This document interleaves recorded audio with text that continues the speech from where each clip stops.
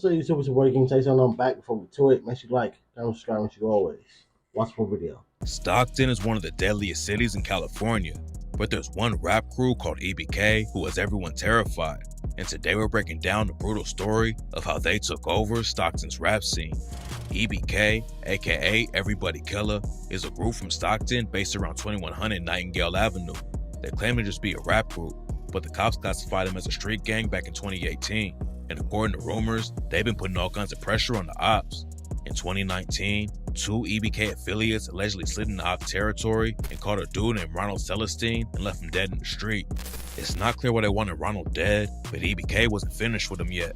4 days later, Ronald's family hosted a memorial and candlelight vigil for him. While his family was hosting the vigil in the parking lot of a strip mall, the same EBK affiliates allegedly rolled through and started letting off shots. They hit 5 people during the shooting, and Ronald's cousin Benny Lott was tragically killed. Benny was a 34-year-old dude who didn't have anything to. That'd be crazy because it'd be like, look, it'd be extra sad when you be seeing people from like small cities instead of them coming together, working together to make the city better and to hopefully start putting a major spotlight on the city so more and more people can make it out.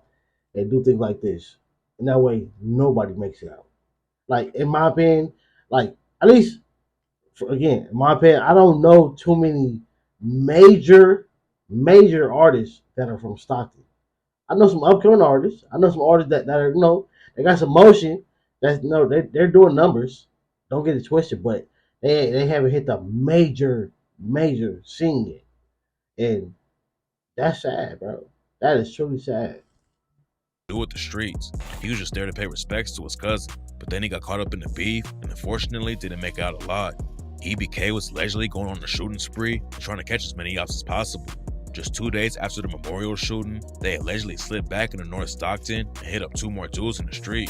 EBK is based on the south side, but their biggest ops are 44G and NGSC in the north. EBK was allegedly putting in a lot of work in the trenches, but it didn't take long for everything to catch up to him. You can't crash out that much without getting a lot of heat from the cops, and in 2019, the Stockton police opened up an investigation into EBK and ended up booking 9 affiliates. Brian Norman, Raymoni Gaines, and Charles Princess were all arrested in connection to the murder of Ronald Celestine, and the other 6 EBK members went down for drugs, robbery, and other crimes.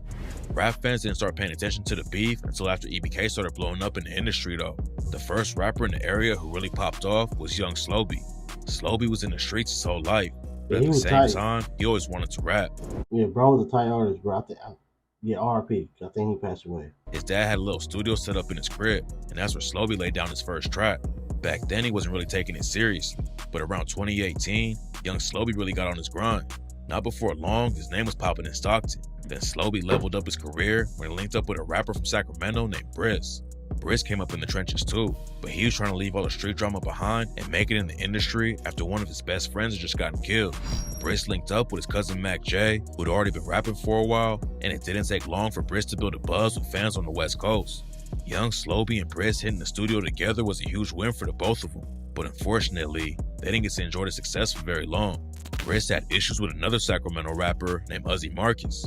According to rumors, Briss was dating Uzi's baby mama back in the day, but he cheated on her, so she hooked up with Uzi to get back at him. Uzi aired the beef out publicly on the track 42K and rapped, "Keep it real, you niggas ain't killed a fly, and if it's money on my head, why the fuck I'm still alive? You niggas ain't popping shit, they really just talking. Where they at? I'm right here on 42nd with the stick. Lil Briss, he up, and Lil Danny, he up. Keep playing, I'll be outside your granny's with a switch." Then Briss clapped back with the track Sparked a Fuse and said, "Y'all just sparked a fuse, that mean it started back. I ain't tripping off the funk, it been a part of that. Hit his starter cap and make him fall and push his starter back. I just bought a strap, if it don't kill you, it'll cause a heart attack." It wasn't just a beef between Uzi and Briss though. It all started with 2 other Sacramento rappers named CML Lavish D and Mozzie. It's not clear where their issues came from, but they had been sending shots back and forth for years. Mozzie dissed Lavish D on the track I'm Just Being Honest and rapped, "We can pistol play, but that ain't something you want to do. I'm just being honest. Lav never caught a body. I'm just being honest." Then Mozzie, I think I reacted to that song. I reacted to that. He dropped a video for his diss track The Truth, and just a few hours later, his homie Zilla Zoe was murdered. A few months after that, his homie Jacoby James was at a birthday party when two of Lavish D's affiliates allegedly pulled up and killed him. They weren't finished there though. Lavish D's homies also allegedly murdered a dude named Shaquem Murray around the same time. Then Lavish D took a loss when his homie Stunna D was shot to death outside of a party. Both sides were losing people, and the beef wasn't just affecting Sacramento. Briss was affiliated with Lavish D, and Young Slobby started rocking with him too. But rumors say Lavish and Mozzie's beef got both of them killed. In June 2020, Briss was caught in traffic and chased by the ops. He crashed his whip into a pole and tried to run away on foot, but the ops caught up and tragically shot him to death. Rumors were flying that Mozzie and Uzi were involved with the hit, but then a dude named Moses Hirschfield got charged for the murder.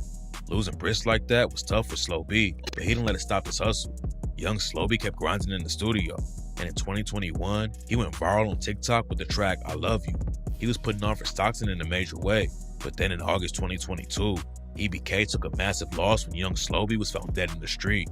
Young Slow B wasn't the only rapper putting on for Nightingale though.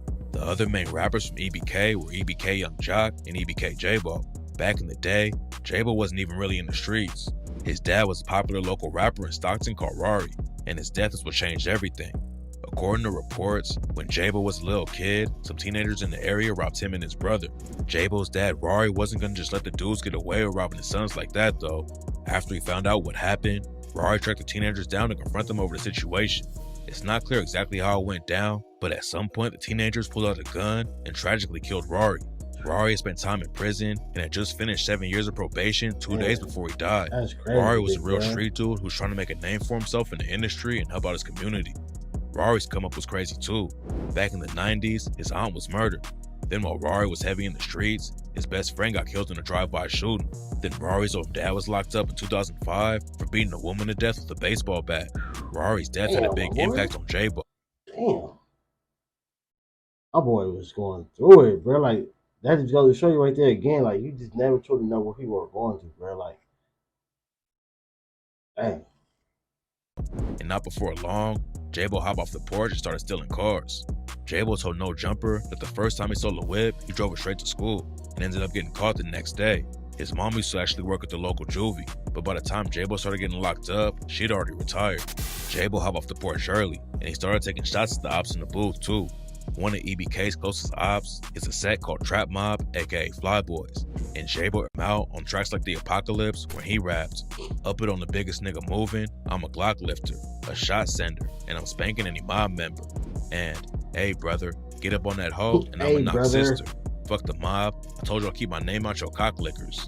Another one of EBK's hottest rappers was a dude named EBK Young Jock. Jock's older brother Hari B was in the crew too, but he got caught up in a case that split the whole gang apart. According to rumors, Hari got booked for selling weed and allegedly told on EBK Osama and got him locked up.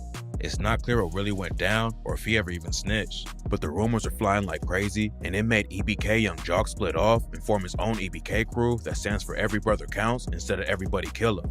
J-Bo even took a shot at Hari B after it all went down and rapped, "Hari turned rat, he couldn't take the heat. They told that nigga 20 years, he started eating cheese." J-Bo was popping off in the industry and racking up fans, but then in April 2023, he caught 8 new felony charges for carrying a gun in his car.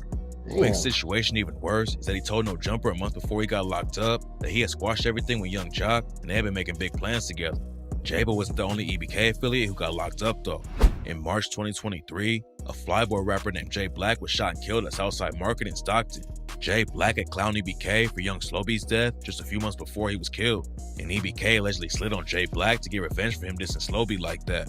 An EBK affiliate named Lil Play was booked for the shooting, but the story doesn't end there. A few months after Lil Play was arrested, a former NBA player allegedly murdered Lil Play's girlfriend because she snitched on him.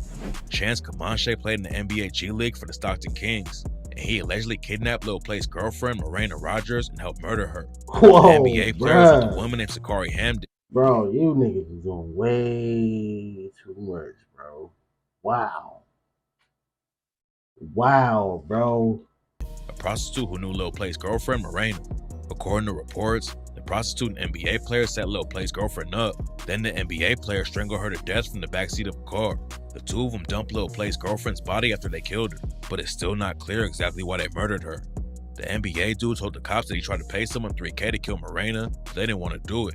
Rumors said that Lil Play was the one calling the shots on his own girl from behind bars. But right now, there's no evidence to back the story up. The new wave of EBK rappers were popping off and about to take everything to the next level. But instead of focusing on the music, they've all been catching cases and getting locked up. They've also taken some big losses like Young Slowby, and right now it seems like the momentum they built up is dying out fast. A lot of rap fans want artists really live the life they're rapping about, but EBK has proven that if you stay in the streets and get active for too long, it's only a matter of time before you end up dead or in prison.